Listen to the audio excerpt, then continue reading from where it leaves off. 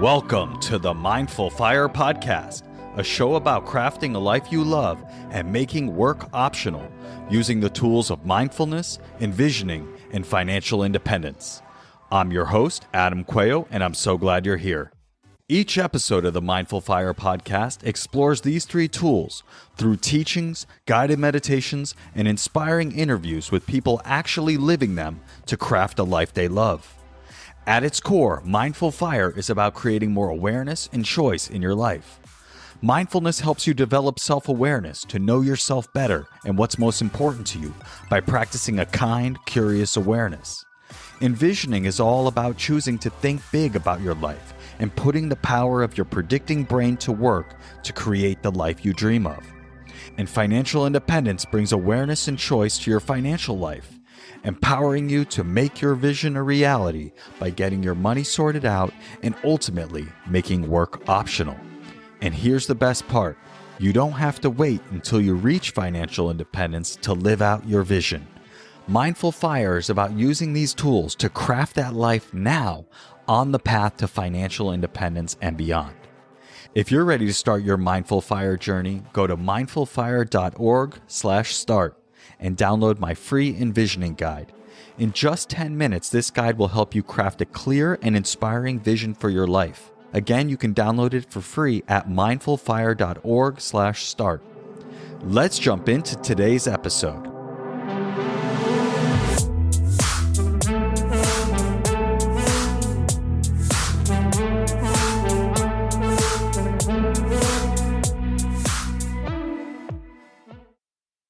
Feras, welcome to the Mindful Fire Podcast. I'm so thrilled to have you here.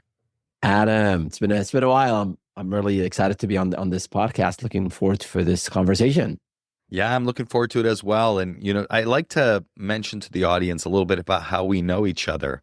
And you and I have known each other, maybe 8 to 10 years now, going back all the way to the days when I joined the Google Analytics Premium team at Google.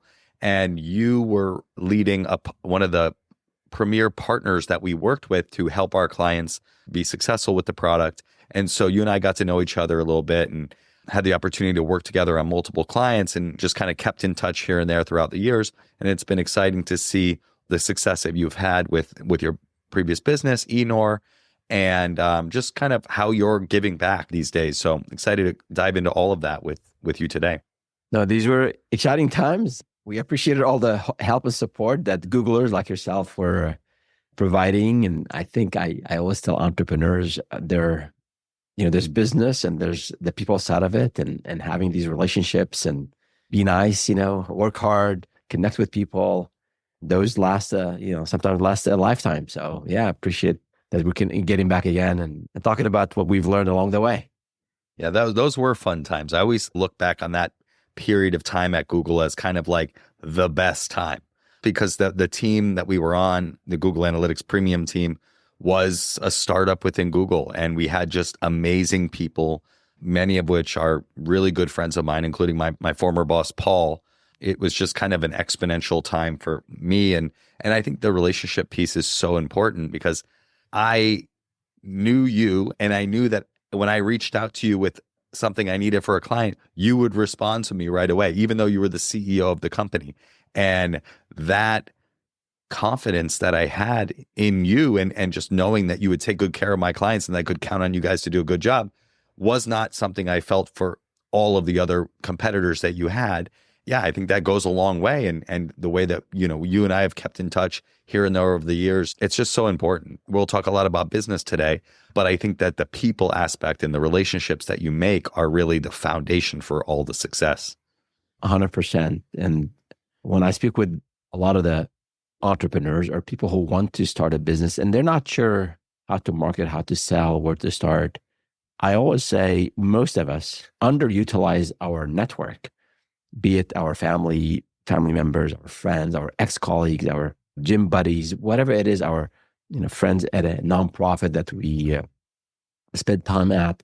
You don't have to go far. Just keep in touch with people. And if you've been behind on this, it's a habit, just like any other habit. It's a muscle that you have to build. And staying in touch with people, help people out. I think reciprocity is a thing.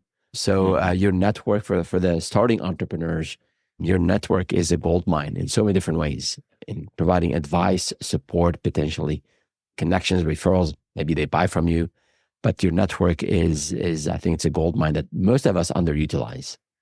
Yeah, that's really great. It's a really great point. And I'd love to dive into that when we get into the kind of advice around how people can go about starting a business later on. I think that has been huge for me as I'm in this process of starting my business after leaving Google. And so let's dive into that in a little bit. But before we get to that, Feras, I'd love to have you share a little bit about who you are, your journey, and what you're up to these days. Yeah, sure. So I started my career actually technical in engineering. I was an electrical engineer, worked for Home Shopping Network, building their first high-tech cutting edge, press one for this, press two for that, right? That was cutting edge 20 years ago. Just the whole technical piece did not work out really well for me. I wasn't enjoying what I was doing. I was about to get laid off actually, and said, you know what, I got to do something I enjoy. I mustered all the courage I had and walked into the CEO's office and said, hey, Russ, can you help me find something else at work that I can, something more like people oriented, not maybe very, very technical. And at that time, I wasn't sure if I was going to be fired or because we just had a layoff and I barely missed that layoff. And in my mind, and I had a young family at the time, I was really, scared, I guess. I just had to do something different. And he was very supportive. And he said, well, we're looking for an account manager, someone who would require some travel. Are you okay with that? I said, yes. And he took a bet on me. And I started to work really hard at the time. And I really enjoyed that piece of it, meeting with people, managing accounts, understanding the business side of things. And that hard work and that pivot led to many promotions, many opportunities, including moving to the Silicon Valley and getting into the whole startup scene.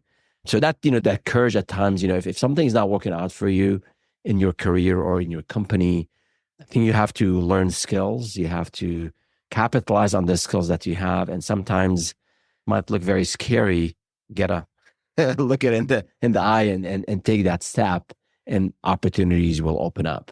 Very cool. I didn't realize that you had worked at HSN. That's funny. Oh, yeah. I also worked with HSN while at Google.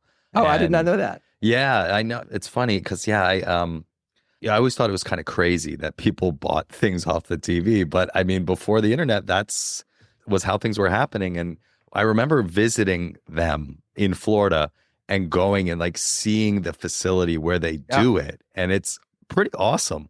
The data that like the way that they understand the customers and how like they were telling me like speaking of relationships, like the people watching feel a relationship with the hosts. And so they might show the same product. Some people won't buy the product from one host, but will buy the product from the other host. And they like know how many, I mean, I'm telling you this, you already know this. I found it so interesting that they know how many people should be calling in to signify if people are liking the product or not. And they will cut the product short and people are like speaking in real time into the people's ears. Just a fascinating business. So that's pretty funny. So tell me a little bit about, okay, so you had some success there. You moved into Silicon Valley. Tell me a little bit about kind of how you took the leap to go out on your own. So joined a startup here, an infrastructure startup here in the early 2000s. We raised $96 million. This is after the bubble burst. So people believed in what we were doing. We were ahead of, I guess, of the market, not a whole lot of sales, not a whole lot of revenue. And then the company ended up folding. And before the company folded, actually, I was laid off. So I did dodge the first layoff in my career. But at that time, and I was a VP. I remember the CEO walking into my office and said, hey, Feras, we have a layoff in the next couple of days, which I expected that to happen. What I didn't expect is that I was going to be part of it. And he said, hey, Feras, you'll be impacted. And we're hearing a lot of layoffs these days, tech and outside of tech. It's really hard when you hear it. It hit me at so many different levels. You feel stomach dropping, the floor is shaking under your feet. You question your self-worth. Every time I tell the story, I stop myself because I'm about to get emotional. But it's hard. I was a VP, like, why me? I mean, there's the financial part. Oh my God, I have a family. What am I going to tell my wife, my kids, my in-laws, my friends? But it is what it is. After a couple of days, maybe a week of mourning and going through that process, which is important, you have to really look forward. You can't let this hold you back. It's hard. It doesn't, some of us might take longer to recover. I know people who haven't really recovered. It's hard. But luckily, and maybe with some of the things I do, and on this at the spiritual level, and the support of my amazing wife at the time, who said, "You know what, we'll figure it out." Couldn't get a job, couldn't get an interview. Actually, I worked really hard to get an interview, but it was a dry market.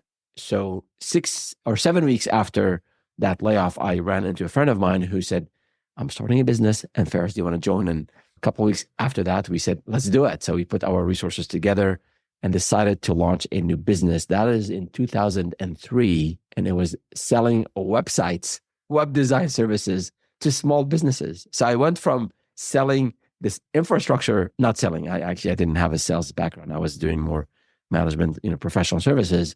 But we went from pitching and being there with the C-level at Comcast and AT&T to selling websites to the small diner around the corner. So that was a big shift across so many different levels. But that's how I got into entrepreneurship. So I always joke and I say, I was forced into entrepreneurship. I always wanted to have my own business. Life is good when you're a VP. So, you don't have that pressure to do something on your own. But the layoff definitely forced me into this. And, we ended up doing a bunch of other things after that. But that's how I got into entrepreneurship. Very interesting. And yeah, it's a lot of layoffs are happening right now. So I guess if you were to give advice to somebody who has just been laid off, what would you say to that person? Like I said, it's hard at the personal level. Financially also, it could be hard depending on where you are in your life, in your journey, and the severance and all that. I think layoffs happen for two main reasons. Sometimes companies shut down entire divisions. Sometimes companies that, this whole product is no more, right? And you could be a top performer in that vertical or in that product unit, and you're impacted. And at times companies, and this is harsh to say, and I don't mean it in any bad way, but sometimes companies lay off the bottom 5%, 10%, 20%. So I think it's important for the person impacted to do an honest and objective assessment of what led to that. Not again, it's hard. It's sort of balance. If you dwell on it too much, you get stuck. Not good for the mind, not good for you to get back on your feet and find something else. But if you're not doing well, if your last 2-3 reviews, you're not exceeding expectations or meeting expectations, maybe there's something there to learn from, so that you avoid this scenario in the future. So I think I always say, look at the last performance review, whatever feedback, if you had a good manager, if you had someone who was really honest with you and give you good feedback, look at that. You know what? I got to improve in these 3 areas. That's it. Don't dwell on the layoff, and don't question your self-worth or what happened at the company or why did they do it. It's just, you won't get anywhere. So assess if there's something to learn from that in terms of improving your skills, your attitude, your perspective on things. I think that's really important. And from there, you have options. If you have a solid severance, this is the most opportune time, the best time to start a business. If you've been thinking of starting a business and you've been busy, or now you're covered in terms of severance, you have time. When you're laid off, the one thing you have is you have a lot of time. So, and even if you're still not sure about pursuing your own business or maybe going back to be employed, I tell people, spend the first 4 hours of the day looking for a job, and then the next 6 hours talking to people that you want to maybe sell to, looking at competitors. Or if you're gung-ho and you're ready to start your business, then spend those 10, 12 hours a day starting that business. So you have an advantage if you've been laid off. You have time, and assuming you have some savings or you have a good severance, maybe even 2-3 months of severance, I think that's good, where you can maybe cut your expenses and extend that runway to maybe 4 to 5 months. And if you work really hard, I think, especially in services and consulting, you don't need a whole lot of capital to get something going. But it does require a lot of time and effort, and obviously, learning what to do. Learn from that experience, and then it's a really great time it's an opportune time to start a business. Yeah. So Ferris, sounds like you got things going with this website design business. It kind of evolved from there. Tell me a little bit about how your entrepreneurial career went and kind of how that transitioned into what you're up to these days. Yeah, sure. So we started that business in 2003. I had zero experience in sales, especially to small business owners. But we hit the pavement. We tried everything. We learned. We took courses, my business partner and I. And it was really hard for the first 18 to 24 months. It was really, really hard. We were barely making it. But then we figured it out. Our first sale was $1,400, a 4-page website that took us 3 months to build. And then, the next project was a $2,000 project for my dentist. And then we started to sell to bigger companies. And then over time, we added different services. We have a website now. You have to drive traffic to the website.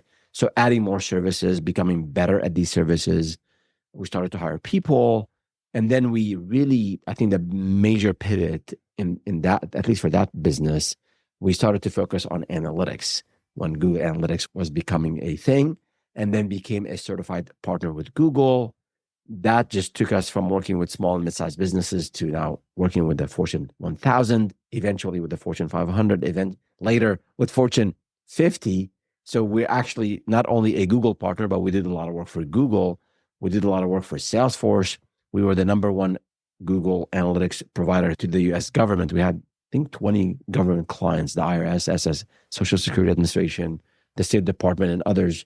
We went from very, very humble beginnings to 6 figures to 7 figures later.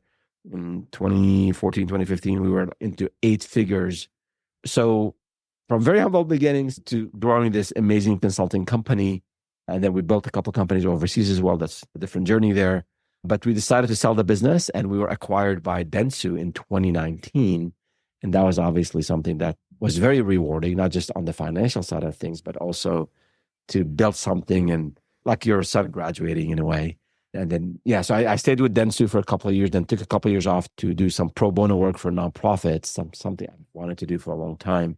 And now I'm focused. My mission is to help entrepreneurs avoid the mistakes that I made and help these entrepreneurs grow and scale their businesses to 6, 7, 8 figures with my startup with Feras, Feras spelled Feras. On YouTube, we have a channel also on our website. So that's where I'm at today. Very cool. Yeah, it was, as I said at the beginning, like very cool to watch the success that you had, right? I knew what it was like working with your team on the clients, but also just to watch how it continued to grow and then how you were ultimately acquired and, just how that whole journey went. And it's cool to see that, you use that time to, work on pro bono work with nonprofits. That sounds like something that you had always envisioned yourself wanting to do. Tell me a little bit about how that panned out for you. So actually, my wife and I got the nonprofit bug or whatever it is early on in our lives. So I started to do blood donations from an early time. So I'm a lifelong blood donor. I think I'm on my 112th unit now.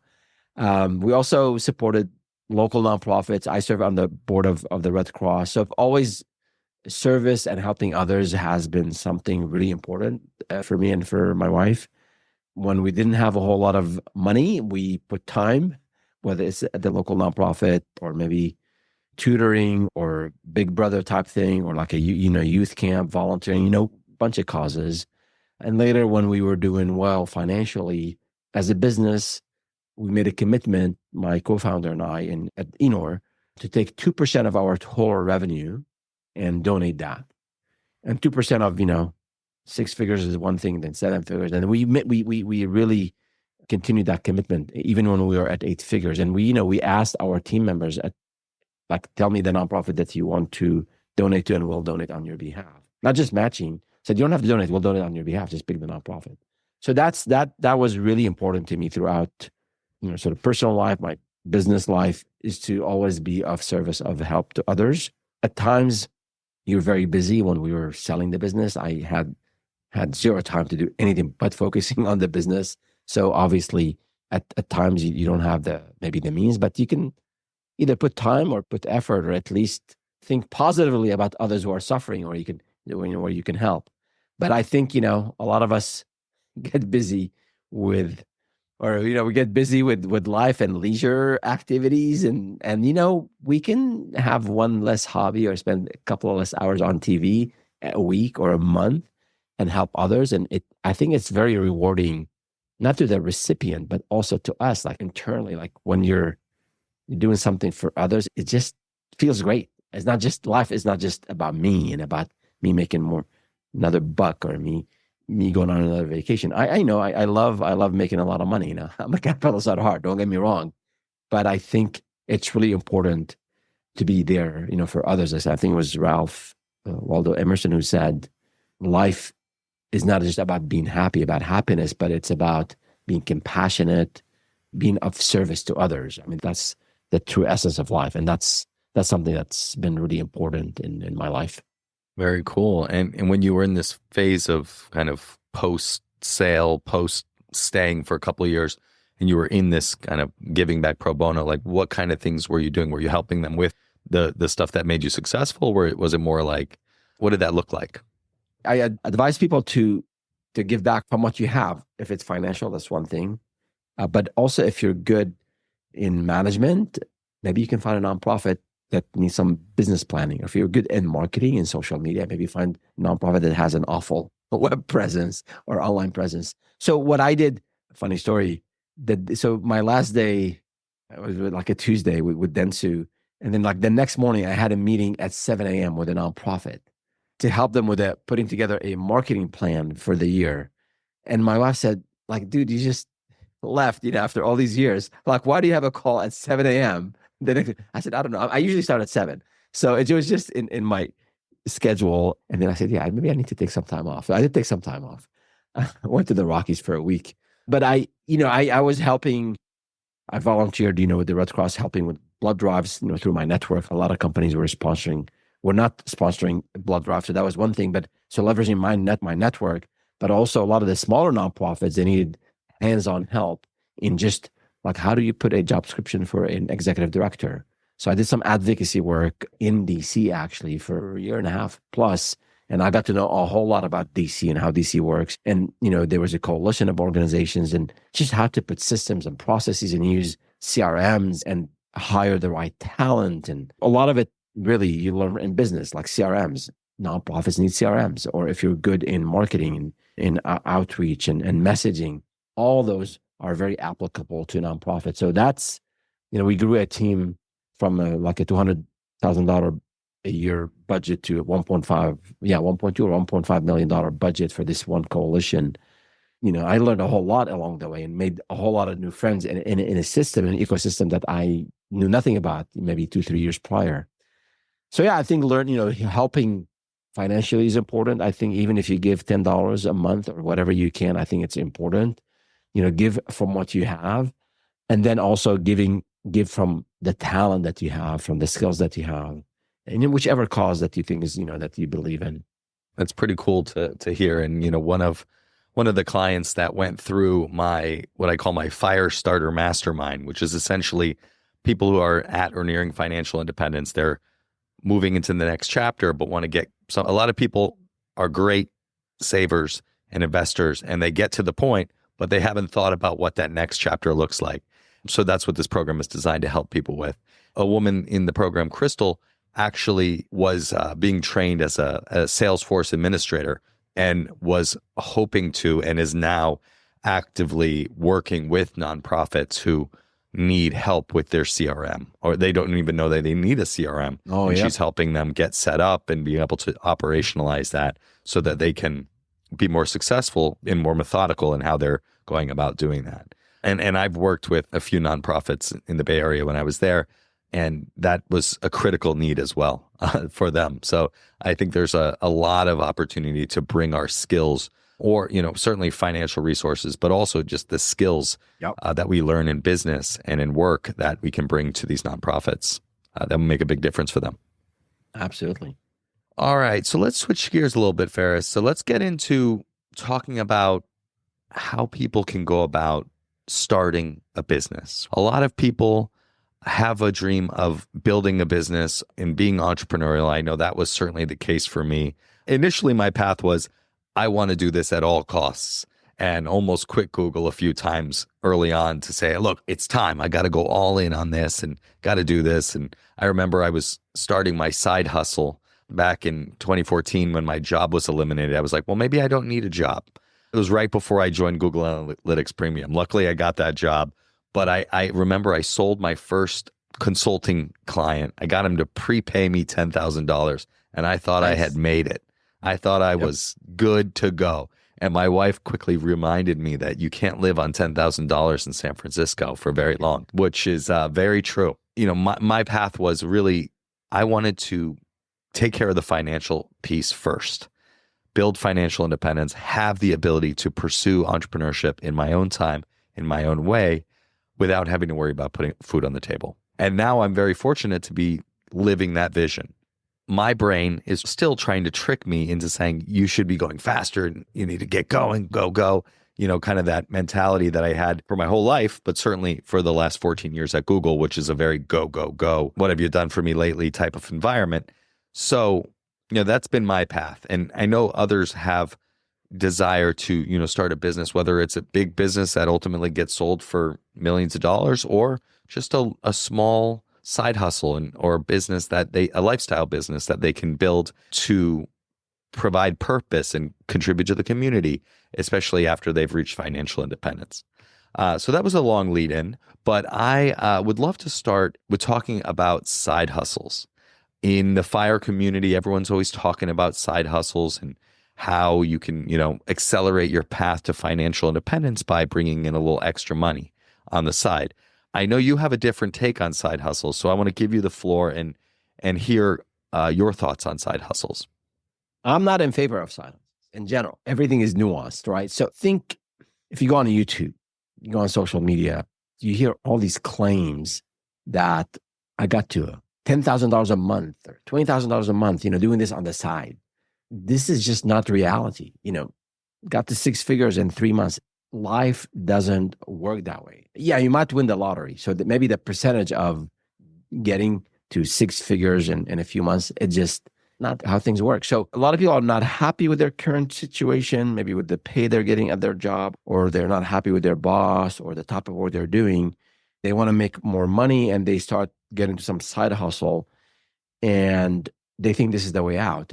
And in my experience, and I never side hustled, never ever also to focus on my main hustle. I guess my side hustle would be doing some more for nonprofits on the side, helping out. You kind of trick yourself because I think making it big, first of all, it's never guaranteed. Success is not guaranteed, no matter how hard you work. At times, things just work against you. It's not meant for you to happen. External factors, recessions, what have you, right? COVID, things could happen that won't make it. You'll learn a lot, but you won't make it. So I think if you put your effort into the main thing that you're doing, you're more likely to do better at it, to get a promotion, to make more money.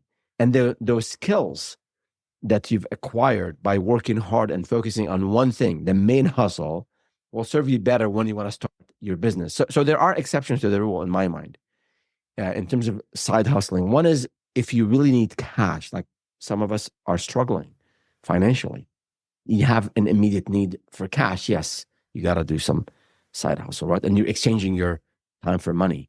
Or maybe you want to learn a hobby or you want to learn a new thing. So you're doing a side hustle really to learn about that space. And the third one, and this is, I think, the best one is I'm serious about starting my own business.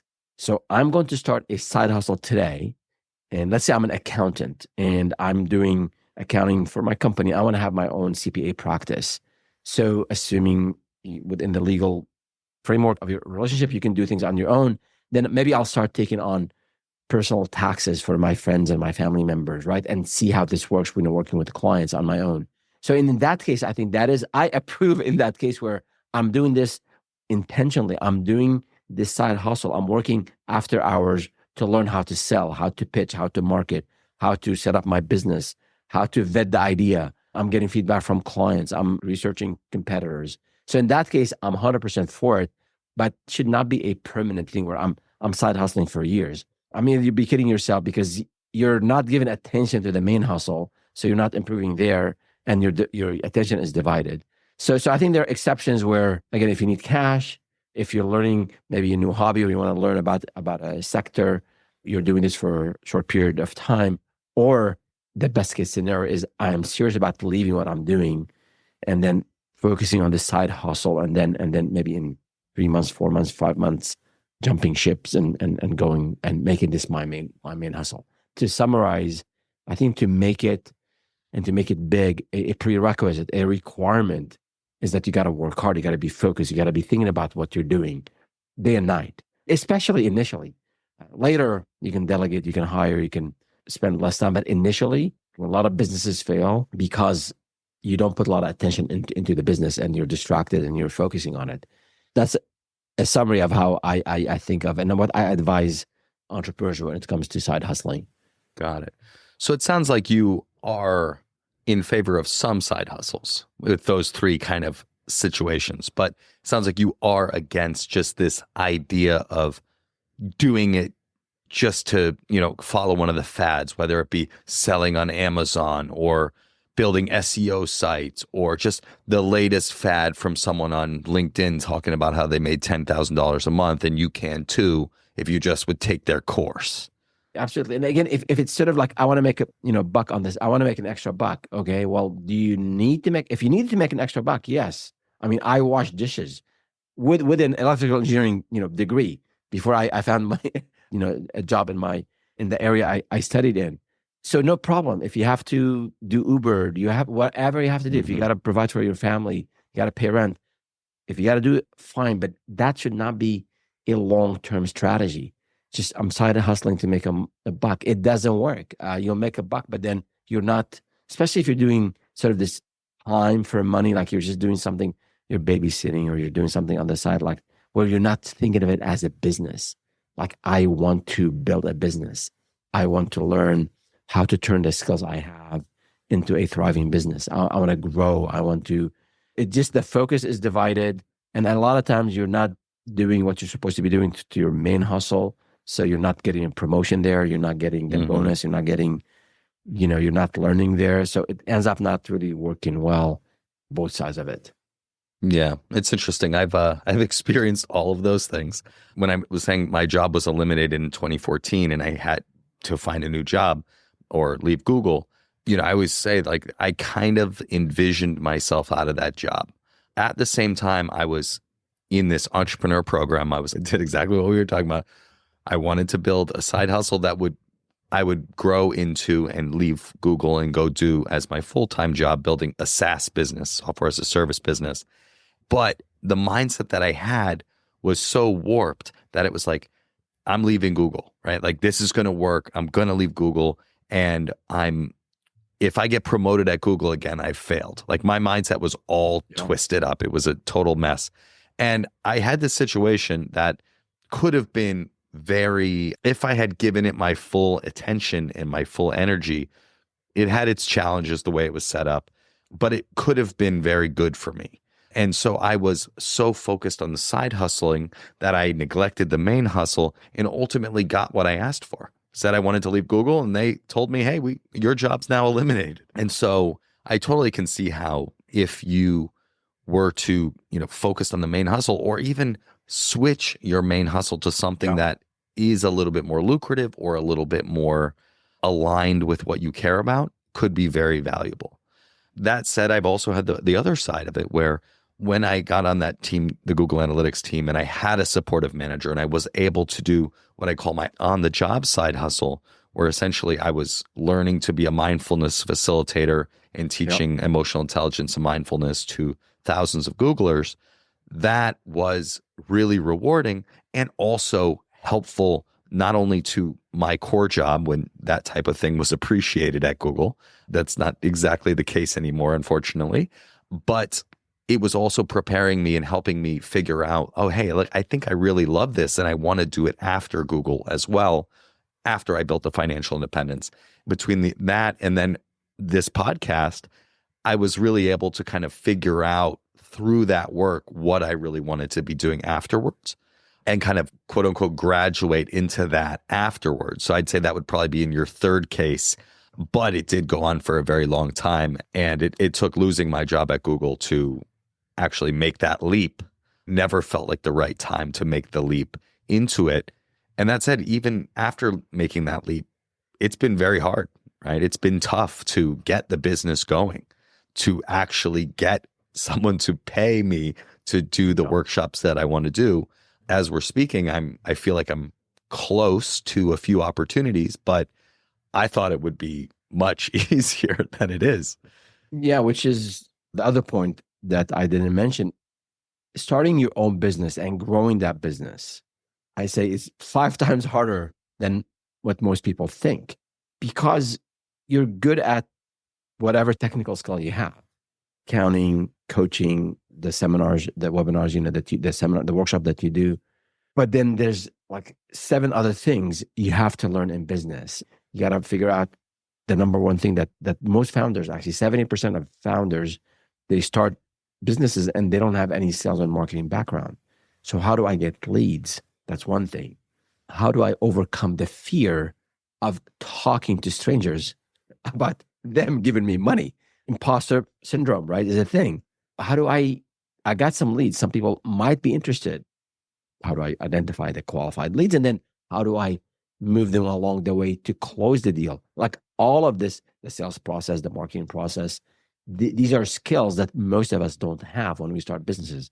So learning all of this, especially for those of us who haven't had to be in front of customers, it's hard. Or maybe we've worked with, in your case, Adam, like you worked with Fortune 1000, Fortune 500, myself. And then now I'm having to sell to a dentist or to a business owner here, like around the corner, not technical, who doesn't use email. I have to go and visit them at their store and wait for them to have a few minutes for me to convince them.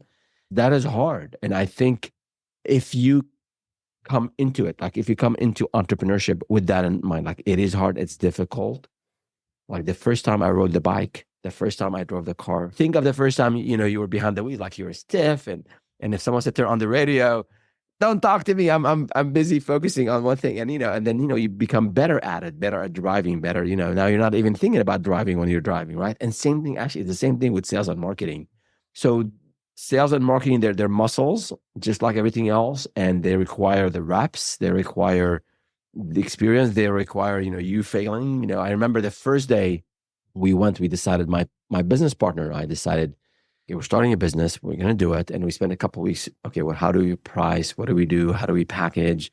And we were delaying that day where we have to go and knock on doors. We kept delaying because we were scared. And then the very first day, I still remember it, here in Santa Clara, we went and we said, you know what, we'll go and go to 5 restaurants, because we always go and eat there. They know, these owners know us. We ended up having 5 meals that one day because I just didn't have the courage to just go and just talk to them right away. So we'd go and order food and eat. And then as I'm paying, the bill, I would say, hey, we have this business. We want to build a website for you. 5 rejections, 5 meetings and 5 rejections. It was horrible. We were about to quit. We went back home that day and we said, you know what? Is this what we want to do? And we said, you know what, we have to learn it. And then I remember we had they threw at us all these rejections, like all these objections, like, oh, we don't need a website. I mean, this is 2003. Just keep that in mind. Nobody goes online. I have, my business is doing well already.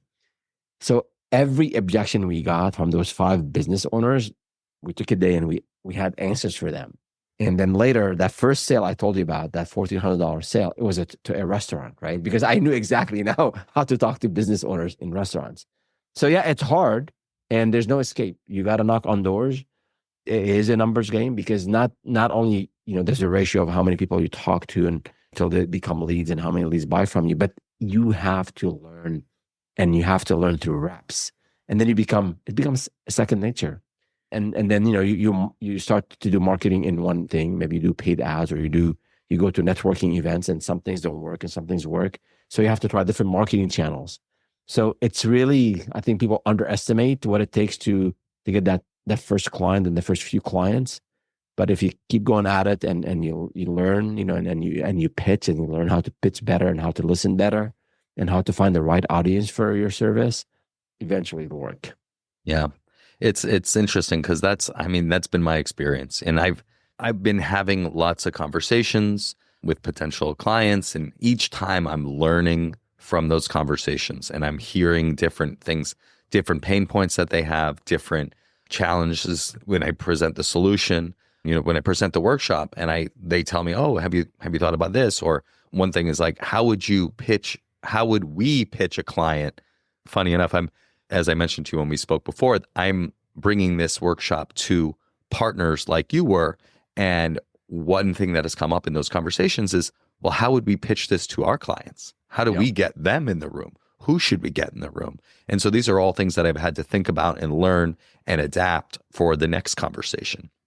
And I think, like you said, it's hard. Expect it to be hard, right? Like this is what I tell people with meditation. It's like, expect your mind to wander and then it's not a problem. And so I think that the parallel is expect building a business to be hard. Expect getting those first few sales to be hard and just let it be hard and keep going and keep moving forward. Absolutely. And I think depending on what you're selling, the sales cycle could be a day, it could be a week, it could be 3 months. If you're selling like a business to business B2B service to the enterprise, the sales cycle is going to be long. So you have to plant the seed, you have to find the right audience. And at times, and this is the most frustrating thing, like you do everything right. Like if you had a sales coach like watching over you, they tell you you've done everything right. The right person, the right pitch, the right price, the right solution. But there's another factor, timing. Sometimes it's not the time. There's a hold on issuing purchase orders, or there is budget freeze, or the person is about to go on a vacation and they don't want to sign you up and then they're out for a couple of weeks. So sometimes you do everything you can, everything right, and it's just not the right time. Yeah. But that's not a loss. You just have to, put it in your spreadsheet, in your DIY CRM, if you're not using a CRM, and put a note that in 3 weeks, I will follow up with Jane or with John and continue to add value to this person you spoke with. I think most people think sales is like, we think of maybe used car salespeople, like you're hard pitching. Sales is all about active listening. You got to establish authority, of course, like your skills, your certificates, whatever it is that you can solve the problem, right? That's important. But from that point on, it's really, you listen to their pain points, as you said, to their needs, their aspirations. Like how can you help them do things more efficiently, maybe save money, do things faster, whatever. And then keep adding value in every interaction. So for those of you listening who are new to sales and they're sending emails like follow-ups, you have to follow-ups. Nobody's just going to buy from you from the first interaction. Follow-up is key. And so you have to have a CRM. And if you're just starting, you do not need a software. It's a spreadsheet. Basically, I spoke with this person and here's what I learned and here's my next action item. Follow up in 2 weeks, follow up in 3 months. And then every time you interact with this person, you have to add value. When you're adding value, like maybe sharing an industry report, maybe a blog post that you just wrote that addresses some of their concerns, maybe a video that maybe you just had a short or a video on a topic of interest. Always, or maybe you saw something on their website that doesn't look right and hey, let's maybe fix this on your website. As long as you're adding value, think of it as, I think Stephen Covey said about depositing in your emotional bank account. This is in a relationship, which works wonders if you're married or if you're in a relationship. So you're depositing, you're adding value. They'll remember this. Even if they don't buy from you, you are going to be this vendor, this consultant who is competent, who is responsive, and who's always helpful. And they'll remember you when they are maybe in the next business, or maybe they have a need, for what you offer in the future. Yeah, that's great advice. And I think I heard this book I was listening to called The Ultimate Sales Machine by Chet Holmes. And he basically says, there's a quote in there that's like, if you're only reaching out to people when you are trying to sell that to them, you're missing the point, right? You need to build that value. You need to plant those seeds and make those deposits over time. Otherwise, every time they see your name, they're going to think you're getting pitched. It's hard. It requires that discipline.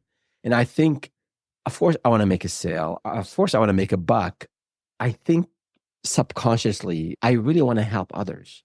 It does show. I think it manifests itself in different ways. But if you really want to be of help, and the help is not just like someone who's laid off, they need help get into maybe a business, find a job. But someone, again, they're wasting money. You can help them save money. They're just frustrated. They're not growing their business as fast as they can. They have issues maybe between their team members and their managers, and need maybe your workshop. They need to learn about better practices, whatever the case might be. You are, at the end of the day, helping someone solve a problem. And if you think about it that way, I think that builds confidence. Like when you're speaking with people, like if you believe it, that you are helping others, it shows. It's transmitted in ways we don't understand. But people, if you care, people feel it, people sense it. They know that you're pitching to them.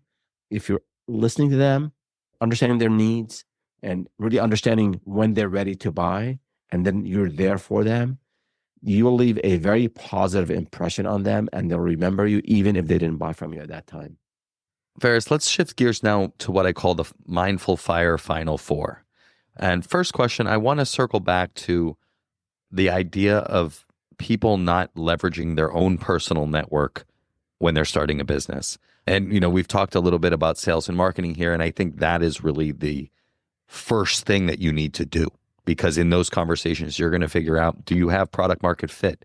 Is there actually a need for what you're trying to do? And that's how your first conversations and ultimately your first sales are going to come. You need to talk to people and you need to have leads. So I'd love to hear you expand a little bit about how you'd advise somebody to leverage their personal network to get things going. We have a bunch of what we call black belt principles that start with Feras, given my martial arts background. One of them is that 10+5 rule. And that is, especially if you're in this early stage of vetting your idea, speak with 10 potential buyers, people who have a need for what you offer, and research 5 competitors. And within your network, who's a potential, let's say you offer public speaking consulting, you help people become better speakers. So look at all those managers, people who are out there, and just talk to them. Like, don't just pitch, say, I'm starting a business and I want to learn more about this and I want your advice. Everyone has an opinion. Everyone wants to give advice, right? So hear them out and understand how they are getting their problem solved today. Are they working with maybe someone who is in the same space as you are, and ask, like, what is it that they like about what this person is offering? What is it that they don't like? So after these 10 conversations, you should have a good idea about what problems people have and what unmet needs they have. So maybe all the providers around you, they're not very as responsive. Maybe they're very costly. Maybe there's a long lead time. So whatever issues you find in these conversations, that could be an advantage that you have. Maybe you can offer, especially early on. I don't recommend people compete on price, but initially, to get those first few clients, give for free or sell it at a very low price, because you need the reps. You need to sell and deliver. So talk to 10 people will enable you to have a solid understanding of the market, of your potential buyers. And then when you research competitors, you also understand how the competitors are presenting themselves to the marketplace. And maybe, again, between the needs of the people and what the competitors are offering, I think you can find ways for you to stand out. And again, leveraging your network, will invest half an hour of their time with you to tell you about how they feel about what you offer. Got it. What about reaching out to people that you know personally and asking them if they know anyone who needs what you offer? Would you recommend that? Or 100%. So there's the science part of it and there's the art part of it, right? And the art part of business and the art of scaling, the art of networking, you can't become a great artist overnight. So you have to do the reps, right? But the science, you don't want to be obnoxious about, like, go on LinkedIn and just spam everybody like, hey, I just started a business. I'm very excited. Do you want to buy from me? There's a feature in LinkedIn. I'm looking at LinkedIn here. You can go under your settings and you can actually download all your connections. Go through that. Let's say you have, 1,500. So spend some time. This is your database. This is your CRM in a way, right? And put people in categories, maybe warm connections, like very warm connections, people that really, really, they care for you. They love you. You've helped them out. People, maybe a mentor here, a mentor there, your ex-boss, whatever. So identify people that maybe you can lean on the more, and then others who are maybe customers, people in your network, and then it's maybe those you just met casually at a conference. So start, and then maybe put another column there people who have experience in the space in what you offer. Maybe they might be potential clients. So I would reach out to them and let them know of what you're doing. Obviously, prerequisite is you've updated your LinkedIn profile to tell the story, right? And just catch up with them. And to our point earlier, if you've been good at staying in touch with people, then it'll be just another catch up. If you haven't been, keeping up with people, and some of us have a large network and we don't keep up with everyone. I would say anyone whom you've left a positive impression on in the past, those people you can tap into. I don't know. People love to help, in my mind, And, they might be busy. They might not get back to you, but make it that whole follow-up. You have to think about it. And we do have a video. We do have a video, The Ultimate Guide to Sales Funnels. And I talk about the concept of funnels. I know funnels are linear and nothing in life is linear, but I think it helps get the point across to people who are new to sales. Like there's this whole idea of awareness and then consideration and then education, before you can sell. So you have to think of everyone you interact with. They don't know anything about you. I want to make them aware of what I do and then educate them a little bit more. And they can potentially become a client, or at a minimum, they'll refer me to others. And I think, again, it's a numbers game. So you have to keep adding people to your, if you took a segment of your LinkedIn connections and start emailing them out. So then the next week you add another, maybe 10, then next week another 10. So I always tell entrepreneurs, I want to see your CRM, your DIY CRM, sort of growing both ways. Like I want you to see you adding more leads to it, like more rows to it. And then I also want to see progress this way, where you are, okay, I'm following up, I'm emailing, I'm sending, I'm writing a blog post and connecting, before you go to cold calling and cold emailing, I'm not saying don't do that. There is a place and time for these. I think a lot of people just jump into it, and there are tools today to do that. And you get emails and you can use LinkedIn, the LinkedIn Navigator. Yes, there's a place and time for these, but initially I would say exhaust your connections, your network before that. I think because you have a higher chance of converting because the trust and the credibility is there. So you can build on that. Whereas with a cold lead, you have to establish credibility and trust before they'll buy from you. So I would say it's a systematic way of that spreadsheet initially. Later, you need a CRM. You got to invest in a CRM later. But initially, a spreadsheet, and you're adding names to it, and then you're making progress in terms of contacting people and doing the follow-ups. Got it. All right, Feras. So the second question is, what piece of advice would you give to someone early on their path to financial independence? You got to work hard. You got to have skills. So we have another black belt principle. Passion is optional. Skills and sacrifice are not. If you want to start a business and grow it, get to that financial independence, there's no escape. You got to work hard and you have to make some sacrifices. And then you can find passion within the job itself or maybe elsewhere. But there's no escape in my mind to work really hard. You don't have to be a workaholic. You still have to take care of yourself and the important relationship that you have. But I think leisure time, hobbies, in that season of your life where you're building a business, working hard is essential, is important. You can't do it without it. That's true. If you want it to work, you got to really put the effort in and make, it a priority. All right, Feras, the third question is, what piece of advice would you give to someone getting started with meditation and or mindfulness? Everyone starts at a different maybe place in their spiritual journey, their mindfulness journey, but that small, repetitive, consistent action is better than, I think it's more effective than, I don't know. I don't know. I don't want to say like going on a retreat is a bad thing, but like that discipline, whatever you do in the morning, in the evening, throughout the day, but that discipline to unplug from everything else, and focus on that practice, whether it's that grateful mind, thinking of others who helped you and be thankful. If you are into religion and believe in God and, your relationship with the Creator is important. Whatever it is that you do, I think taking the time and dedicating, even if it's a few minutes, I think, and then also avoiding distractions. And in our lives, there's just a lot of distractions. You really can't get anywhere in life, if spiritually, mindfulness-wise, or in business, if you're not disciplined and doing hard things.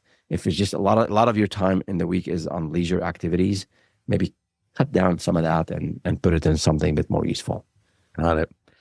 And Feras, the final question is, how can people find you online, connect with what you're doing, and benefit from the information and content you're putting out in the world to support business owners? Yeah, thank you. You can just go to www.startupwithferas.com, Feras spelled Feras. So that's our website. We have a weekly newsletter you can sign up for, and we have a bunch of articles on all things entrepreneurship. And then you can go to our YouTube channel at Startup with Feras and check out the content there. We publish a video a week and a bunch of shorts.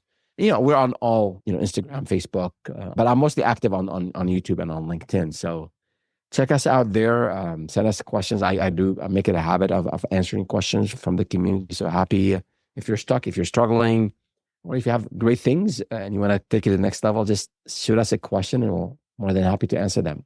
Fantastic. Well, thank you, Feras, for being here. I really appreciate it and enjoyed the conversation and learned quite a few things that I'm going to implement in my own business as I continue to build it. I appreciate this conversation as well. And, thank you for producing and getting great guests on your podcast. I've listened to some of them and great content, so I appreciate it too. Thanks for joining me on today's episode of the Mindful Fire podcast. If you enjoyed today's episode, I invite you to hit subscribe wherever you're listening to this.